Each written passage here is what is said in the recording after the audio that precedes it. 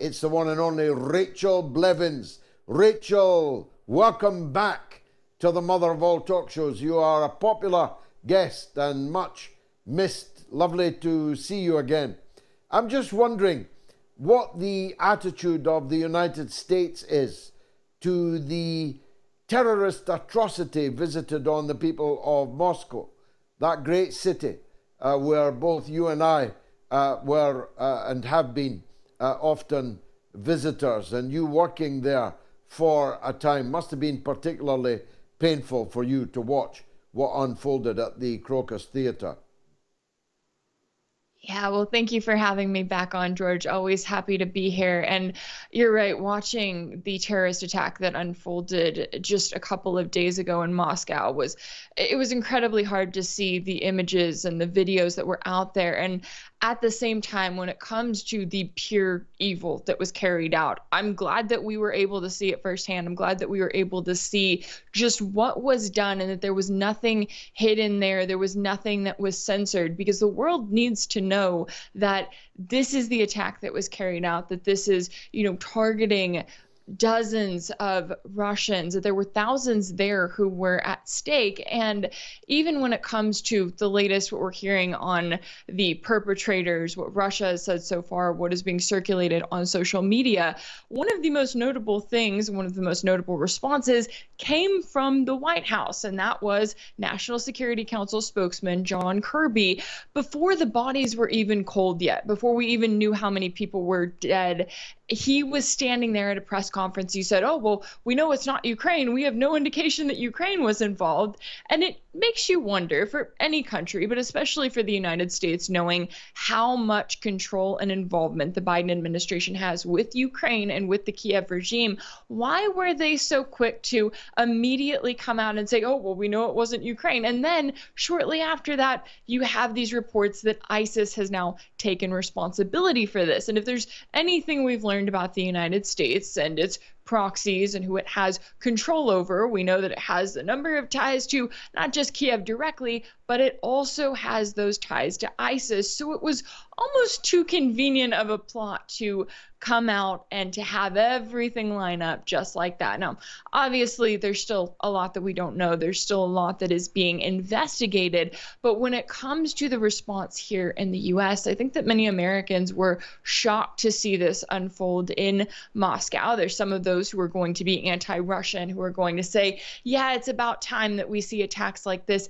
in Russia. But it's also important to remember that we had Miss Victoria Nuland, who, although she's resigning, is still speaking out and still very anti-Russian herself. And she was warning that there was going to be some sort of what she called surprises coming to Russia. And this horrific, heinous attack targeting only civilians with no military aims seems like exactly what Victoria Nuland would have been forecasting if only she had known.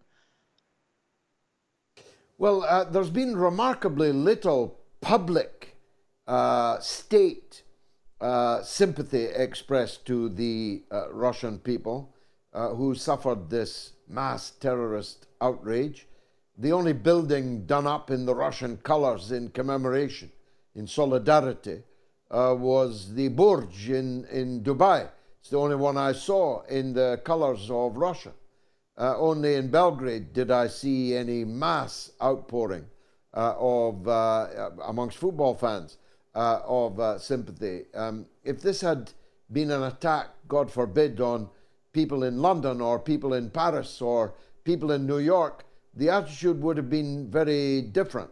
And it's yet more evidence, as if we needed much more, that the attitude to terrorism on the part of Western countries is very much dependent on whose terrorists they were and whose victims they were. Isn't that true?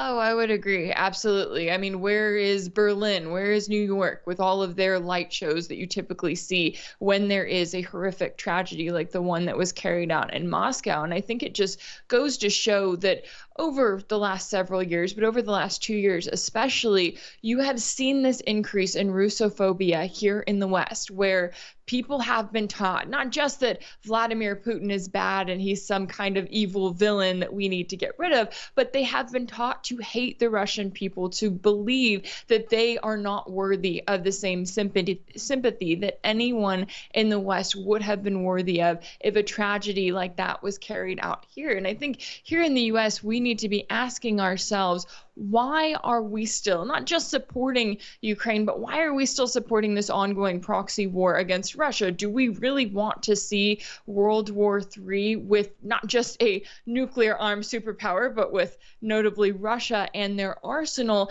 Is that the end game that we want here? Because for the last 2 years now, the Biden administration has done everything in its power to target Russia without directly going to war, right? They've armed Ukraine to the teeth. They've sent them plenty of funding, but at the same time, they have also carried out this sanctions war against Russia. They've made them the most sanctioned nation in the world, and they've done everything they can through the mainstream media, through the speeches that we've heard from the Biden administration, to convince the American people that Russia is bad and that these are the people that we need to be targeting. But 2 years down the road, who's hurting from this? Well, the Americans are hurting in some ways. Our supposed allies over in the EU and the UK, they are the people who are hurting. And the Russians are continuing to become stronger on their end. They're continuing to fortify their economy and to strengthen their alliances with other countries. And so the American people need to be coming to this point of asking, why were we dragged into this campaign to begin with? Because it's certainly not benefiting us,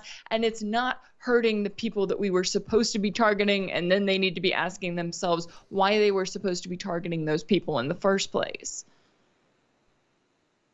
Now, President Biden declined to call President Putin to offer his sympathies on this terrorist atrocity, which shows you how low the White House has sunk.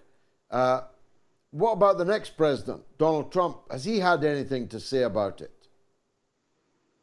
Yeah, we haven't heard too much from Donald Trump. I mean, when it comes to what he has said about Russia and about Ukraine specifically, he still is at this point of acting like he is going to come in and to fix everything in a matter of 24 hours, which we all know is simply not the case. But he obviously is going to do everything to present himself as the opposite of Biden, even though we know that when it comes to Trump and Biden, they have a number of policies that are the same, not just when it comes to past support for Ukraine and past tensions and current tensions with Russia, but also when it comes to their support, the both of them, for the ongoing genocide that Israel is committing in Gaza. And so I think when it comes down to it, we look at the options that the American people are supposed to have when they're getting ready to vote in a presidential election come November, and we realize that they have much more in common on foreign policy than they actually do when it comes to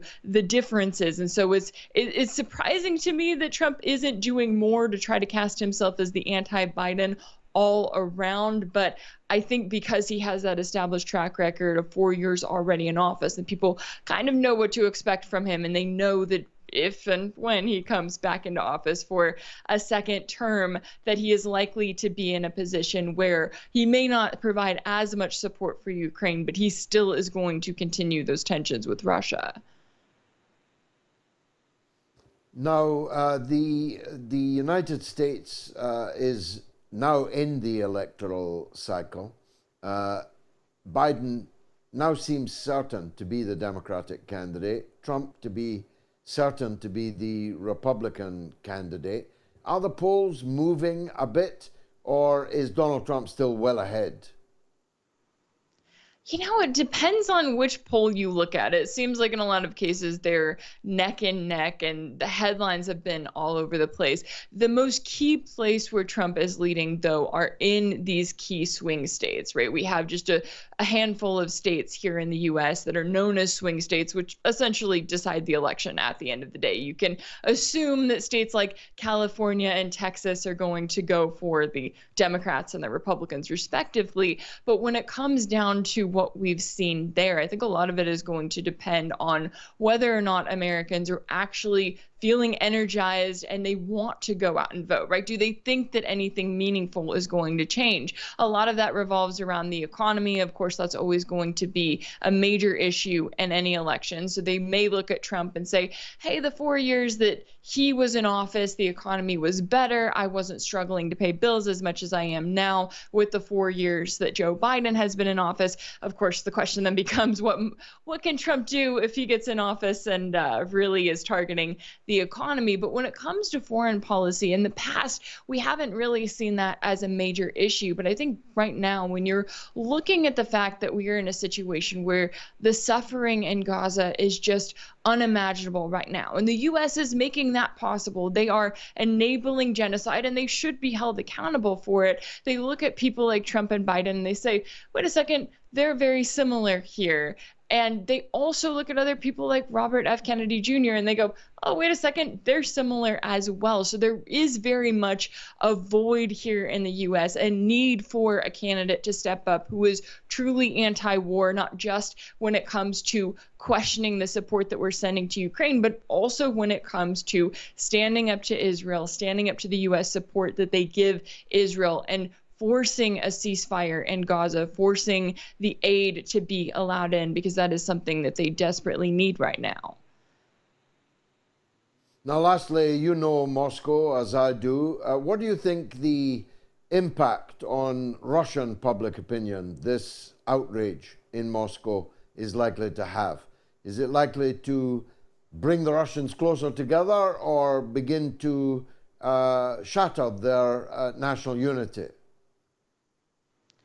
Well, you know, it was interesting that the U.S. put out that statement that they did back on March 7th ahead of the presidential elections, calling for Americans to steer clear of any public gatherings. And that was, of course, over the time of the election. That's what they claimed that they were talking about. But when you look at what actually happened, whether the U.S. had any forewarning of that, and you look at the outpouring of support coming from the Russian people, I know that they had hundreds of people, it was reported, that were going to blood banks immediately saying, hey, I am here to donate. What can I give? You also had people that lived around the Crocus City Hall who saw police officers and rescue workers out there, and they were bringing them tea and coffee and food and everything that they could to help out. And so I think at the end of the day, this is more than likely to bring people together, just as everything else that has targeted Russia, that has led to the killing of Russians, it has continued to make the country stronger. And so